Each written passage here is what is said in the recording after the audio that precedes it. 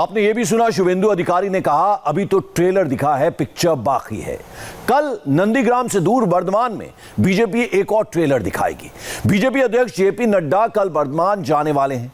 South Bengal का बर्धमान ममता का गढ़ माना जाता है। बोलपुर अगर अपने कल्चर के लिए जाना जाता है तो बर्धमान अपने एग्रीकल्चर के लिए।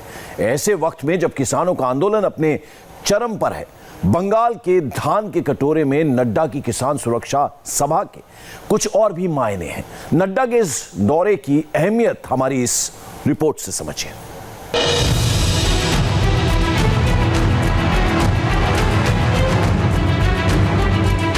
बीजेपी का लक्ष्य अब बंगाल का गढ़ दक्षिण है। बीजेपी ने दक्षिण के किले पर चढ़ाई का आरंभ कर दिया है। शनिवार को बीजेपी अध्यक्ष जेपी नड्डा की अगवानी के लिए बर्धमान तैयार है। बर्धमान शहर की सड़कें कमल छाप झंडों से पटी पड़ी हैं। नड्डा की अगवानी के लिए तोरण द्वार सज गए हैं। शहर का मशहूर ऐतिहासिक कर्जन गेट बीजेपी के झंडों से घिरा है। शहर को आने जाने वाली सड़कों पर नेताओं के कटआउट लगे हैं। झंडे पताके बांधते नौजवानों की टोली बता रही है पार्टी के पास यहां युवा कार्यकर्ताओं की कमी नहीं है। बर्धमान के नौजवानों में बीजेपी की पैठ बढ़ी है। किसी भी पार्टी के लिए ये बड़ी सियासी कामयाबी है। जेपी नड्डा के वर्धमान दौरे से पहले वर्धमान शहर में बीजेपी के झंडे कटआउट जगह जगह देखने को मिल रहे हैं, जो बहुत कम देखने को मिलता था। लेकिन अब माहौल बदल चुका है। यहाँ पर कुछ लोग हमारे साथ हैं। आपका नाम बताइएगा। विश्वजीत दत्ता। किस तरह का माहौल अभी देखने को मिल रहा है? अभी तो हम लोगों के इलाके में जेपी नड्डा के आने के लिए जो उसको स्वागत पेश करने के लिए जो अभी हम लोग के वहाँ पे माहौल छाए हुए हैं। हम लोग इकट्ठे होकर काम कर रहे हैं सब लोग, और सभी क्षेत्र में हम लोगों की जो कार्यकर्ता है सभी अच्छी तरह से काम कर रहा है और उनको स्वागत करने के लिए। एक समय बर्धमान सीपीएम का गढ़ माना जाता था। हाँ जी। आज की क्या स्थिति है? आज तो पूरा बर्धमान बीजेपी का राज में चल रहा है। पूरा सबको ही हम लोग एक साथ मिलके पूरा बर्धमान में हम लोग का जो अभी ग्रुप है, जो हम लोग का एकता है, हम लोग का सारा एकता पूरा बीजेपी के होके जेपी नड्डा का पूरा स्वागत में हम लोग लगे हुए हैं। इस बार तो हम लोग भारी मतों में जीत करेंगे। इस बार हम लोग इस बार 200 से ज्यादा पार करेंगे हम लोग। हाँ, क्या बोल रहे हैं? इस बार 200 पार होगा। बीजेपी कार्यकर्ता काफी उत्साहित हैं और जेपी नड्डा का विजिट है, काफी लंबा प्रोग्राम है, काफी प्रोग्राम है और यहाँ पे वो रोड शो करेंगे वर्धमान शहर में। रोड शो छोटा है लेकिन समय ज्यादा है, लगभग 1 घंटा 10 मिनट का ये रोड शो होगा। लेकिन उससे पहले वो कटवा जाएंगे जहाँ पर और भी कई सारे कार्यक्रम हैं। बर्धमान शहर की इन तैयारियों तक ही महदूद मत रही है, क्योंकि जेपी नड्डा का असली टारगेट बर्धमान शहर से 60 किलोमीटर दूर है। पूरब बर्धमान जिले की खेतिहर और ग्रामीण आबादी है। इस दौरे में हो रहे कार्यक्रमों का मकसद डिकोड करें, उससे पहले जरा पूरब बर्धमान जिले की सियासी सूरत ठीक से समझ लीजिए। पूरब बर्धमान में 2 लोकसभा और 16 विधानसभा सीटें हैं। पूरब बर्धमान लोकसभा सीट पर टीएमसी के सुनील मोंडल एमपी हैं। बर्धमान दुर्गापुर लोकसभा सीट 2019 से बीजेपी के पास है। हालांकि टीएमसी के सुनील मोंडल भी अब बीजेपी के साथ हैं। लेकिन 16 विधानसभा सीटों में 14 पर टीएमसी का कब्जा था। 2 सीटों पर लेफ्ट के विधायक काबिज थे। 2011 से पहले तक बर्धमान लेफ्ट का ही गढ़ माना जाता था, मगर बुद्धदेव सरकार के रवैये ने यहां ममता बनर्जी को पैठ बनाने में मदद की। लेफ्ट का लगभग सफाया हो गया। पश्चिम बंगाल का वर्धमान शहर काफी पुराना और ऐतिहासिक शहर है और एक समय यहाँ पर सीपीएम का एक छत्र राज हुआ करता था और कई सालों तक ये राज सीपीएम का वर्धमान शहर में चला। इसके बाद टीएमसी आई, टीएमसी ने सीपीएम को उखाड़ फेंका, फिर टीएमसी का राज चला और अब तक यहाँ पर टीएमसी का राज है। अगर हम पश्चिम बर्धमान की बात करें तो पिछले लोकसभा चुनाव में बीजेपी ने वहाँ से सीटें जीती, लेकिन पूर्व बर्धमान में बीजेपी सीट नहीं जीत पाई। लेकिन एक कामयाबी कुछ दिनों पहले बीजेपी को तब मिली जब यहाँ के सांसद सुनील मंडल ने टीएमसी छोड़कर बीजेपी ज्वाइन ज्वाइन कर ली। और उसी के बाद जेपी नड्डा का वर्धमान यानी पूर्व वर्धमान के अंतर्गत आता है वर्धमान शहर और कटवा, जहां पर जेपी नड्डा आ रहे हैं, वहां पर प्रोग्राम बनाया गया है। काफ़ी सारा प्रोग्राम है, लेकिन उस प्रोग्राम से पहले ही आपको मैं पीछे दिखाना चाहूँगा, पूरी की तरह भगवा रंग में रंग गया है वर्धमान शहर। बीजेपी के झंडे चारों ओर दिख रहे हैं, कटआउट लगाए गए हैं, जेपी नड्डा के कटआउट लगाए गए हैं, मुकुल राय के कटआउट लगाए गए हैं। इसके अलावा बीजेपी के जो भी आला नेता हैं, सभी के कटआउट इस वक्त वर्धमान शहर में हमें देखने को मिल रहे हैं। 34 साल तक लेफ्ट, उससे पहले कांग्रेस और तकरीबन 10 साल टीएमसी के कब्जे में रहा वर्धमान एक बार फिर कसमसा रहा है। बीजेपी इस कसमसाहट को महसूस कर रही है और बड़े नेता काम पर लग गए हैं। इस वक्त हम लोग वर्धमान शहर के सबसे मशहूर लैंडमार्क लॉर्ड कर्जन गेट के सामने हैं और मेरे पीछे जो आप देख रहे हैं खूबसूरत सा, ये लॉर्ड कर्जन गेट है, वर्धमान शहर का मशहूर लैंडमार्क है। और यहीं पर कल जेपी नड्डा की रैली आकर खत्म होगी, रोड शो आकर खत्म होगा और शुरू होगा यहाँ से थोड़ी दूर, लगभग 1 किलोमीटर दूर क्लॉक टावर है वहाँ से। तो क्लॉक टावर से यहाँ तक लगभग 1 घंटा 10 मिनट का समय दिया गया है और बीजेपी की ओर से दावा किया जा रहा है कि काफ़ी संख्या में लोग यहाँ पर जुटेंगे। कटवा जिले में जो सुनो चासी बाई किसान ग्राम पंचायत करके किसान के घर में भोजन करके जो 10 मुश्ती जो है अनाज जो है चावल जो है 10 परिवारों से लेने के बाद वो यहाँ पर भोजन करने के बाद में वो यहाँ पर आएंगे। हेलीकॉप्टर से यहाँ तक के आने के बाद में पार्टी कार्यालय से निकल करके वो जो हमारा जो यात्रा है यहाँ से शुरू करके हम इस गेट तक जाएंगे। जी कितना है? लगभग 1 किलोमीटर। लगभग 1 किलोमीटर से ऊपर है, 1 किलोमीटर 1.25 किलोमीटर के आसपास का ये दूरी है। इसके बाद में मंदिर दर्शन का कार्यक्रम, फिर हमारी कोर कमेटी की बैठक, प्रेस कॉन्फ्रेंस, ऐसे करके हम लोगों ने कार्यक्रम किया है। ये बीजेपी की स्टाइल ऑफ फंक्शनिंग है, मंदिर मंदिर द्वारे द्वारे, साथ ही साथ किसान के सहारे। जेपी नड्डा का पूरब वर्धमान में मुख्य कार्यक्रम, जिसे आप सार्वजनिक कार्यक्रम भी कह सकते हैं, वो वर्धमान जिला मुख्यालय से 60 किलोमीटर दूर काटवा में है। बंगाल के उन चुने हुए इलाकों में है पूरब वर्धमान जो खेती पर डिपेंड है। यहाँ की जमीन खेती के लिए उर्वर है और चावल के अलावा आलू, सरसों, दाल और कई अन्य किस्म की फसलें पैदा होती हैं। बीजेपी ने मौका देखकर चौका मारा है।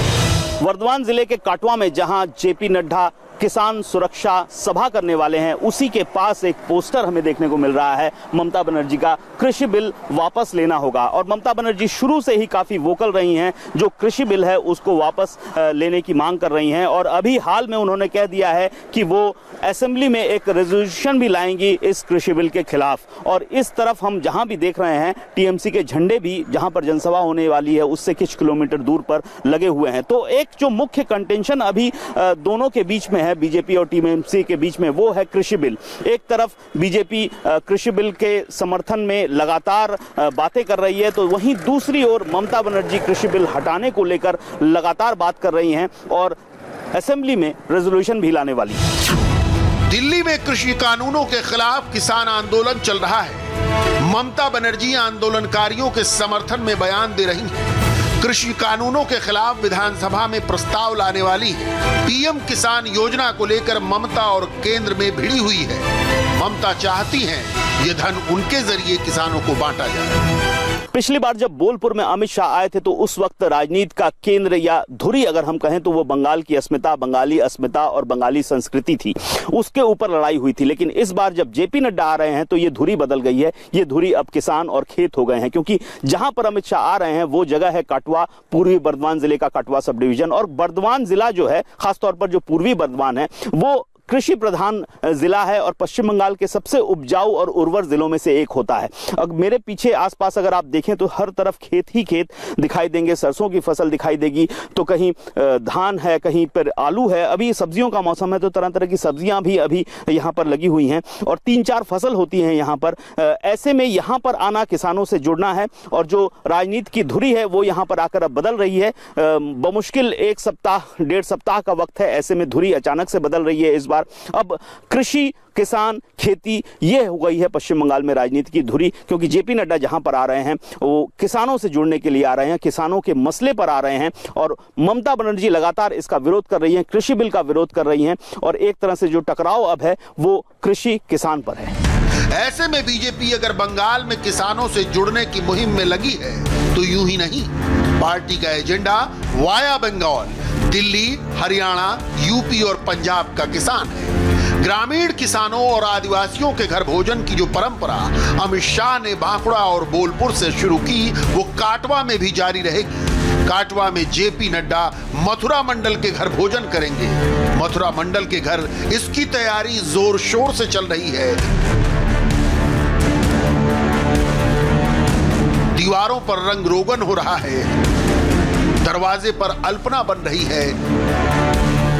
इस वक्त हम लोग कटवा सब डिवीजन के मुस्तुली गांव में हैं और मुस्तुली गांव के जिस घर में हैं वो मथुरा मंडल का घर है। यही वो घर है जहां पर कल जेपी नड्डा भोजन करेंगे। ये उनकी पत्नी हैं जो अभी फिलहाल कल क्या बनेगा उसको लेकर थोड़ा व्यस्त हैं। सब्जियां कई रकम की बना रही हैं, भाजा कई रकम का बन रहा है, मिठाई बन रही है, तो उसी को लेकर अभी व्यस्तता चल रही है। यहाँ पर मैं आपको दिखाता हूँ जो बंगाली घरों में होता है अल्पना जिसको बोलते हैं, उसका काम किया जा रहा है। बड़ा सुंदर तरीके से यहाँ पर अल्पना सजाया जा रहा है और जो सजा रही हैं उनसे भी बात करते हैं। आपका नाम बताइएगा। मेरा नाम बैसाखी है। हाँ, तो कल जेपी नड्डा आ रहे हैं। हाँ, मेरा गांव से जेपी नड्डा है। क्या लग रहा है क्या ये सजावट क्या उसी लिए हो रही है? हाँ, मेरा खूब हाँ, बोलो ना। आनंद है। आनंद है। हाँ, क्या करती हो, आप पढ़ती हो? हाँ, मैं 10 क्लास में पढ़ती हूँ। क्लास 10 में पढ़ती हो? हाँ। पढ़ाई लिखाई ठीक है यहाँ पर? हाँ। शिक्षा की व्यवस्था सही है? हाँ। हाँ। कोई दिक्कत, कोई परेशानी? स्कूल कितना दूर है यहाँ से? 10 मिनट। 10 मिनट। तो कैसे जाती हो, पैदल? नो, साइकिल में। साइकिल में जाती हो? हाँ। तो साइकिल जो दीदी साइकिल दे रही है वो मिली है या अपनी साइकिल है? और दीदी जो दिया था सबूत साथी वाली साइकिल है। हाँ। सबूत साथी वाली साइकिल इस्तेमाल करती हैं लेकिन घर में खिला रही हैं जेपी नड्डा को। सब्जियों का ढेर लग गया है। मेहमान आखिर अकेले नड्डा जी तो नहीं होंगे, उनके साथ और भी तो लोग होंगे। हम आपको कल की दावत का मेन्यू भी बताएंगे, बल्कि बताएंगे नहीं, मथुरा मंडल की पत्नी के मुंह से सुनवाएंगे। पकवानों के बंगला नाम आसानी से समझ में आए इसलिए लिखकर हिंदी में भी बताएंगे। मैं आपको दिखाता हूं सब्जियां लाके रखी हुई हैं यहाँ पर जो कल जेपी नड्डा के लिए बनेगा। इस तरफ मैं आपको दिखाता हूं, कैमरामैन सुजीत दास को बोलूंगा थोड़ा सामग्री जो है लाकर रखी गई है। तरह तरह की सब्जियां बनाई जा रही हैं, कई तरह के भाजा बनाए जाएंगे, फूल गोभी जो है उसकी भी सब्जी बनेगी, रोटी की भी व्यवस्था है, चावल की भी व्यवस्था है, मिठाई में खीर है और जो नौलेल गुड़ यानी खजूर का जो गुड़ होता है, बंगाल में इस समय लगभग 1-2 महीने खजूर के गुड़ की मिठाइयाँ बहुत चलती हैं, प्रसिद्ध हैं, बहुत लोगों के लिए वो लुभावनी होती हैं, वो भी उसका रसगुल्ला भी खिलाया जाएगा। भात रुटिও আছে তার সঙ্গে আর কি, ভাত আছে, তারপর শাক ভাজা, বেগুন ভাজা, আলু ভাজা, একটা 5 রকম দিয়ে সবজি একটা যাকে শুক্তো বলা হয়, আর মুগের ডাল, সবজি ডাল আর কি, আর একটা ফুলকপি সবজি আর কি, চাটনি, বেগনি, পায়েস, খাজুরি গুড়ে মিষ্টি আর কি। মিষ্টি কিসের খাওয়াচ্ছেন? খাজুরি গুড়ে, নলেল গুড়ের মিষ্টি, রসগোল্লা। হ্যাঁ। जनता से जुड़ना और जनता को जोड़ना बीजेपी की पॉलिटिकल स्ट्रेटजी का एक जरूरी पार्ट है। इस घर में आकर जेपी नड्डा खुद को गांव के किसान परिवार से जोड़ लेंगे, मगर उससे अहम है मैसेज को पूरे गांव में फैलाना और गांव के बाकी घरों को भी पार्टी से जोड़ना। इसके लिए मुष्टि भिक्षा का कार्यक्रम रखा गया है, जिसकी शुरुआत जेपी नड्डा के हाथों यही होगी। मुष्टि भिक्का बोलता है उसको। यहाँ पे खाने के बाद जेपी नड्डा जी आसपास का 2-3 घर में जाएगा, उसका कुछ भिक्षा लेंगे, वो चावल भी हो सकता है और घरों का जो अपना खेत का सब्जी हो, सब्जी भी दे सकता है घर वालों ने। वो एक्चुअली उसको मुष्टि भिक्का बोलता है, मुष्टि भिक्का मांगेंगे। अच्छा, वो क्यों करेंगे? वो मुष्टि भिक्का लेके क्या होगा, मुष्टि भिक्की लेने के बाद वो गांव में बहुत सारे गरीब किसान रहता है जिसका भूख लगता है, खाने के लिए सब कुछ नहीं मिलता, उस लोगों के लिए चावल बनेगा और उसको बांटेंगे हम लोग। मुष्टि भिक्षा या एक मुठ्ठो चाल यानी एक मुट्ठी चावल, इस अभियान के तहत ग्रामीणों के घर जाकर बीजेपी कार्यकर्ताओं का भिक्षा मांगना आगे भी जारी रहेगा। भिक्षा में मिलने वाली सामग्री को इकट्ठा करके गांव-गांव में भोज का आयोजन किया जाएगा। गांव से कुछ ही दूरी पर बीजेपी अध्यक्ष नड्डा की किसान सभा के लिए मंच सज रहा है, पंडाल बन रहा है, कनात लग रहे हैं। इस सजावट में भी बंगाली संस्कृति और कलात्मकता की झलक आप महसूस कर सकते हैं। कपड़े और बांस के पंडाल बनाने के तो बंगाल के कारीगर यूं भी माहिर माने जाते हैं। मंच से लेकर दर्शक दीर्घा तक भगवा की छाप नजर आए, इसकी पूरी कोशिश की जा रही है। बीजेपी के झंडे का रंग यहाँ साफ दिख रहा है। काटवा में इसी जगह पर जेपी नड्डा की किसान सुरक्षा सभा होने वाली है और ये जगह बिल्कुल खेतों के बीच में है। यहाँ पर मंडप बना है, मुख्य जो मंच है यहाँ पर होगा और आसपास खेत ही खेत हैं। अगर मैं नीचे दिखाऊं तो ये धान की कटाई हो चुकी है, ये पूरा का पूरा खेत है। खेतों के बीचों बीच ये एक फील्ड बनाई गई है जहां पर किसान सुरक्षा सभा होने वाली है।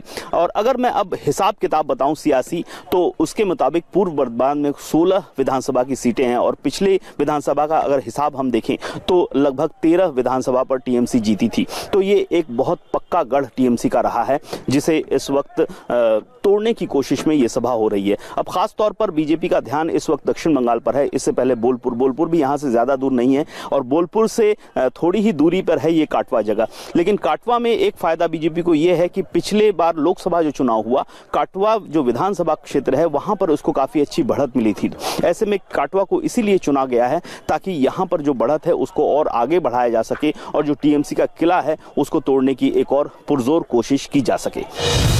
बीजेपी ने इस आयोजन के लिए काटवा का चयन क्यों किया, यह आपको अनुपम मिश्र ने बता दिया। इस इलाके में लोकसभा चुनाव के दौरान बीजेपी को जोरदार बढ़त देखी गई। दक्षिण बंगाल में ममता का गढ़ जीतने के लिए शायद इससे बेहतर जगह नहीं होगी, वो भी तब जब ममता का एक सांसद बीजेपी के खेमे में आ चुका हो।